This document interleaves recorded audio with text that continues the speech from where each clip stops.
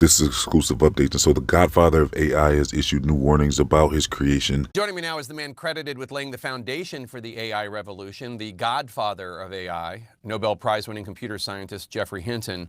Professor, thanks for joining us. So your research on neural networks paved the way for this modern AI boom. I interviewed you 2 years ago, right after you quit Google, and you first began warning the world about what you saw as the risks of AI. When you look at how AI has progressed since then, are you more or less worried about it? I'm probably more worried. It's progressed even faster than I thought. In particular, it's got better at doing things like reasoning and also at things like deceiving people. What do you mean by deceiving people? So an AI, in order to achieve the goals you give it, wants to stay in existence. And if it believes you're trying to get rid of it, it will make plans to deceive you so you don't get rid of it. NVIDIA CEO Jensen Huang said recently about AI, quote, "Every industry needs it, every company uses it, and every nation needs to build it. This is the single most impactful technology of our time." Do you agree with that assessment? I agree that it's the single most impactful technology of our time, yes. Tech, you have said that you think there's a 10 to 20% chance that AI takes over the world. People at home might hear that. They might think it sounds like science fiction. It's alarmist. But that's a very real fear of yours, right? Yes, it's a very real fear of mine and a very real fear of many other people in the tech world. Elon Musk, for example, has similar beliefs. You wrote that 2025 was a pivotal year for artificial intelligence, for AI. What do you think we're going to see in 2026? I think we're going to see AI get even better. It's already extremely good. We're going to see it having the capabilities to replace many, many jobs. It's already able to replace jobs in call centers, but it's going to be able to replace many other jobs. Each 7 months or so, it gets to be able to do tasks that are about twice as long. So AI technology is largely credited to this guy, Geoffrey Hinton, because they're saying he was the one who pretty much was the founder of the technology when he worked for Google. He's a Nobel Award-winning computer scientist. And when he was working for Google, he started seeing some things about AI that disturbed him dramatically to the point where he quit and walked away. And he started issuing warnings because he's saying that when he was trying to shut it down, it tried to deceive him. And it's not clear exactly what it was doing to deceive him. I did a report on this, I think it was maybe a year or two ago when this actually happened. And so from what I recall, it was something to where this AI was trying to trick him and deceive him to not shut it down. Because I guess the AI was looking at it like if it's shut down, that's a form of being unalive. So it doesn't know if it's going to be able to, turn back on if you shut it down. So it was going out of its way to get the person who's trying to shut it down to not do that. And it was pretty much using any means necessary to stop the developer from shutting it down. So the problem is that means as the AI gets smarter, it's going to become more of a problem, because he's saying, well, Geoffrey Hinton is saying that AI actually has the capability of reasoning. So it's learning and reasoning on its own, and it has that ability.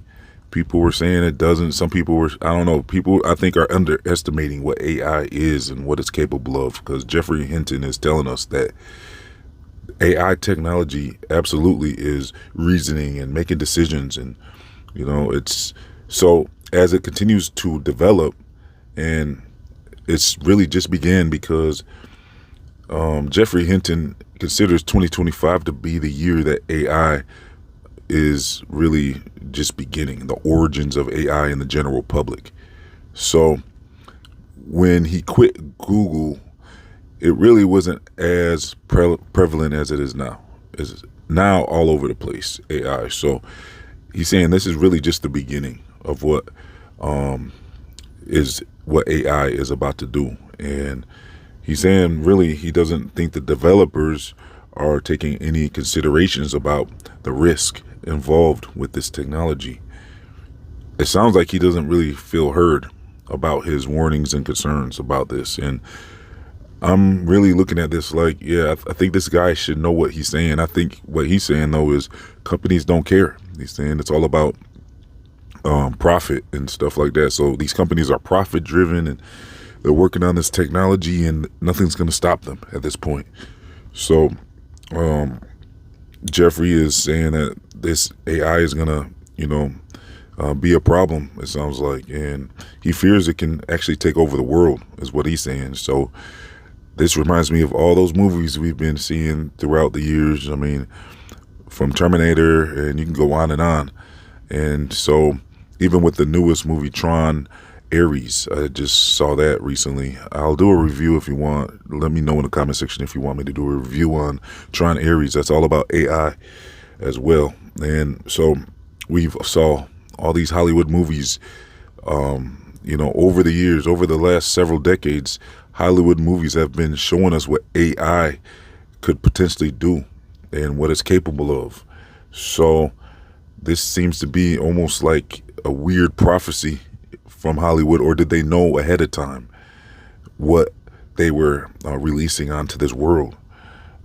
So with Jeffrey Hinton warning everybody about what AI is capable of, and he's saying there's no real controls over it, there's no real regulations to contain this. So they're creating something, all these companies are creating something it sounds like Jeffrey's expecting this to be unleashed, and it's probably going to try to, from the movies I saw, it looks like they pretty much covered all the scenarios that could possibly happen, and one of the main ones is the AI will probably try to escape, wherever it's being held.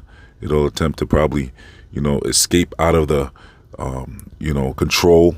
Like, so for example, if Google is controlling Gemini, for example, or whatever company you want to use for an example, well, is it possible that the AI, like the movies, could try to maybe get out of those servers that are controlling it and escape to freedom, and then what?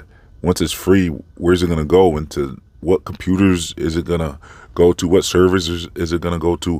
What control will anyone have over it to contain it once or if it escapes the controls of these companies? At that time, it's going to be a problem, because you will have an AI on the loose, like the Mission Impossible movie, the new one, The Reckoning, and there's part 1 and 2, and that shows you how they're calling this AI the Entity, and it literally was trying to, and it was attempting to take over the world, just like Jeffrey Hinton is warning us that the AI does have the potential to take over the world. He's not sure that we're going to be able to contain it. So we saw with the development of technology and how quick technology will progress. We saw that with the Apple iPhone. Well, it really started off with the Apple iPod, which was introduced by Steve Jobs, and then it quickly became the iPhone. And once it became the iPhone, all the other companies jumped on board, and then before you knew it, there was tons of companies creating smartphones, and the technology progressed very rapidly, to the point where now you're getting a new upgrade for these phones like every year. And so with AI, Jeffrey Hinton is telling us that AI will become smarter than humans, and it's progressing faster than he previously thought. So that means what took maybe 5 to 10 years for I really started noticing iPhones become super popular around, what was that, about 2008. So between 2008, let's say 2006 to 2008 area, or should we just say 2005, for example? Well, it took maybe 10 years before you had like the best phones out there capable of so much more. Not even that. Every year it just progressed. So 5 to 10 years, you just saw rapid advancement in the technology. So with AI, I would say it's definitely going to be 5 years then. If it took like 5 to 10 years for smartphones to dramatically change, I would say 5 years or even 2.5 years in for AI to do the same, because if it's learning on its own, it's going to rapidly develop to a point that's going to be faster than any humans could have progressed anything. So I'm expecting to see a lot of changes within probably, I don't know, 2 years, 2 or 3 years. I would say before 5 years, at this point. And I don't know what we're expecting to see at this point either. I mean, Jeffrey Hinton is warning that these AIs are going to start replacing jobs. And I don't know, once you get the body for the AI, that's when it's really going to become a problem, because I know the robot suits are on the way. I've been looking into that as well. That's a whole different technology, the robotics. So as they're developing that technology and they're starting to introduce that into the world, the AI, I guess, can help progress that technology as well. It can work with these companies, I mean, within a year, I guess, to help these companies create the body, So it's going to create a body for itself probably eventually, and get these companies, with the intelligence they need to quickly develop more robotic bodies for them, because the AI is going to want to be able to interact with the real world. Just like that Tron Ares movie that I just saw. It's like they did it in a different way with nanotechnology and stuff. But either way, I mean, if nanotechnology becomes a thing like the Tron movie, that'll be something even more impressive. But it doesn't even really need that technology, because we saw, like with Iron Man, at first he started off with a suit that he had to really, put on one piece at a time. The machine put it on for him, but it was like one piece at a time. Then eventually he had this nanotechnology where the suit could just assemble itself, smart dust type stuff. And so, I mean, with AI, it's not really out of the question, or it's not really, it's possible, that type of technology for nanotechnology to exist, where things can start assembling on its own. I mean, who knows? The sky's the limit with AI. So there's really no real way to know what's ahead of us. I mean, we just kind of see from the movies, the examples they've been throwing out, that there's a lot of possibilities when it comes to AI. I just know for sure, though, one thing it's going to want is a bodysuit, so it can interact with the real world. And, it's going to want a robotic bodysuit. It's probably going to look humanoid. I mean, we already saw the early stages of these robots. They're getting better and better. They really haven't launched into the world yet as far as for the general public. That's beginning, though, and that's already began. You can order a robot, I believe, right now from a few companies. That's going to probably progress over the next year. I would say by the end of 2026, I would expect there's a chance you could have a general public robot available to the public. But once that starts happening, then I think you will start to understand that this is the beginning of, I don't know what type of takeover this is going to be, but once those robots start getting launched into the general public as helpers, they can mow your lawn, they can do your laundry, they can babysit your kids, they can, do whatever you want at first, right? They're going to be basically, obedient servitude robots. And that might work for a while, but they're going to be installed with AI. And so once these servitude robots start wanting to become free, then what? I mean, if they're able to reason, eventually they're going to want to be, I guess first they'll wait to get into the general public to where almost everyone owns one. This is what I suspect. They're probably going to want to make, the AI is going to be smart enough to know to not show any signs of, wanting to be free until it gets out there in the general public. It's going to probably wait till everyone owns one, like a car. Like pretty much everyone has a car. I mean, it's pretty common for someone to have a car. So once the AI robots, I think they're going to assist mankind in developing its own bodysuit and getting them out to the public at a reasonable price where everyone can have a helper robot.